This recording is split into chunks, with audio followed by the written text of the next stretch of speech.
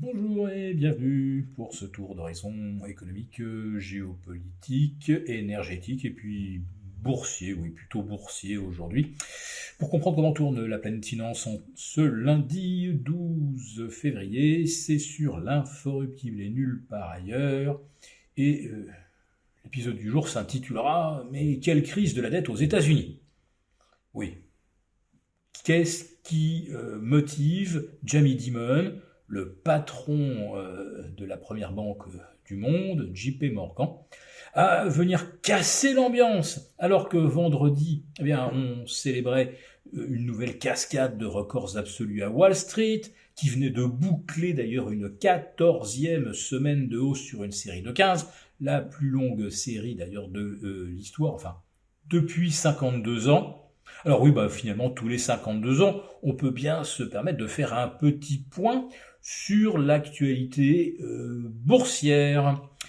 Alors, c'est vrai que si l'on veut garder une vision optimiste, il y a vraiment de quoi conforter un sentiment complètement bullish, puisque il y a un minuscule suspense aujourd'hui pour les indices américains.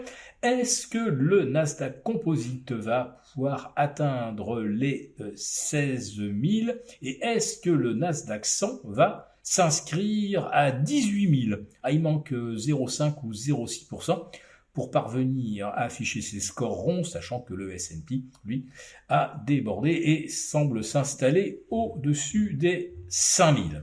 Alors, on restera effectivement optimiste en Europe en constatant que certains indices battent des records, à commencer par l'Eurostoxx 50, qui est dopé en fait par une poignée de valeurs, parce que vous allez voir que le panorama est beaucoup plus contrasté. Oui, l'Eurostoxx qui gagne plus de 3%, qui le doit peut-être à quelques belles hausses, comme par exemple, je disais, l'Eurostoxx 50, c'est 4,5%, pardon, et le doigt donc à des hausses comme celle de la bourse grecque, plus 7,8%, la bourse italienne, plus 3,5%, et bien sûr, vainqueur toute catégorie des hausses, la bourse d'Amsterdam, avec ses 8,5%, donc c'est 2% de mieux que le Nasdaq 100, c'est 3% de mieux que le S&P 500. Oui mais voilà, si vous excluez les 50 premières capitalisations de l'Eurostoxx, eh bien, si vous faites la moyenne des indices européens, vous allez arriver à un panorama beaucoup plus contrasté. Oui, alors les Pays-Bas, c'est vrai, 8,5% de hausse depuis le 1er janvier, mais en face de ça, vous retrouvez l'Autriche à moins 6,7%, la Finlande à moins 2,6%, ça va pas fort pour les pays nordiques, puisque la Norvège est à moins 4,10%, la Suède est à moins 1,5%, et vous avez également la bourse de Londres qui perd 2,25%, la bourse du Portugal perd 3,6%. Oui, quand vous faites la moyenne, eh bien, vous obtenez un score négatif pour les indices européens, mais bon, l'Eurostoxx 50, c'est les 50 premières capitalisations, et c'est une autre planète. À Wall Street aussi, on évolue sur une autre planète, avec désormais donc le secteur tech plus communication. Bon, ça inclut y compris des Netflix, les vendeurs de flux, l'entertainment si vous voulez. On n'est pas loin de 40% de la capitalisation sur 2 secteurs sur 11. Mais j'irai plus loin, puisque désormais les 7 fantastiques, alors ça comprend désormais AMD et on a sorti Tesla de la sélection, eh bien vous êtes maintenant à 30% de la capitalisation sur uniquement 7 valeurs du S&P 500. Et si vous faites la moyenne des 490 valeurs qui ne sont pas dans le top 10, vous êtes en repli depuis le 1er janvier aux États-Unis. Comme quoi, là aussi, il y a une distorsion phénoménale liée au poids des 5, 7 plus grosse capitalisation. À Paris, c'est à peu près pareil d'ailleurs, puisque si vous faites le bilan de janvier 2023 à janvier 2024, eh bien, vous voyez que l'essentiel des gains en capitalisation, c'est les 5 champions du luxe. Bon, ceux que vous connaissez par cœur, hein, c'est-à-dire LVMH, Hermès, Kering, auquel vous rajoutez également L'Oréal et Essilor.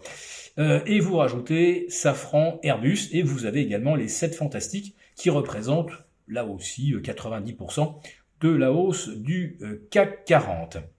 Alors cette ultra-concentration est un phénomène tout à fait nouveau et qui ne reflète pas du tout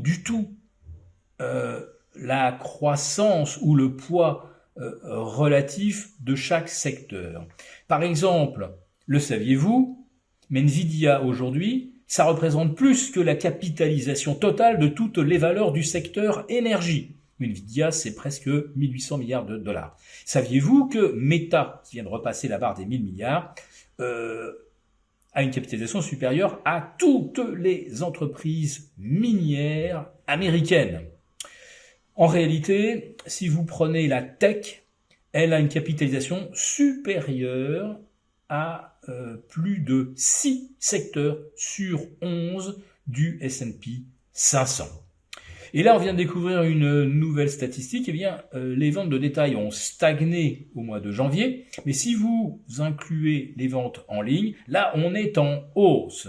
Bon, ce qui veut dire qu'effectivement, le retail a de plus en plus de difficultés. Alors, ce qui a le plus reculé en janvier, c'était la consommation de carburant. Ce qui a le plus monté, c'est la consommation de smartphones. Vous avez un petit rebond de l'habillement et une baisse symétrique de la restauration. Voilà pour le portrait de l'économie américaine. Et nulle part, vous ne voyez le secteur des semi-conducteurs représenter une portion très importante du PIB des États-Unis. Si cette vidéo vous a plu, n'hésitez pas à nous mettre un pouce. Et je vous donne rendez-vous demain. Pour vous remercier de votre fidélité, vous pouvez télécharger gratuitement, en cliquant le lien ci-dessous, mon rapport spécial vous expliquant comment réduire légalement les impôts sur vos plus-values boursières. Merci et à bientôt.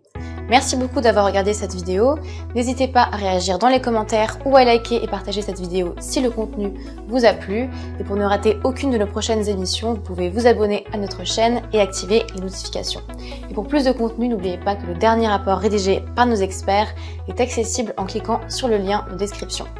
On se retrouve tout de suite dans les commentaires et je vous dis à très bientôt pour une prochaine vidéo.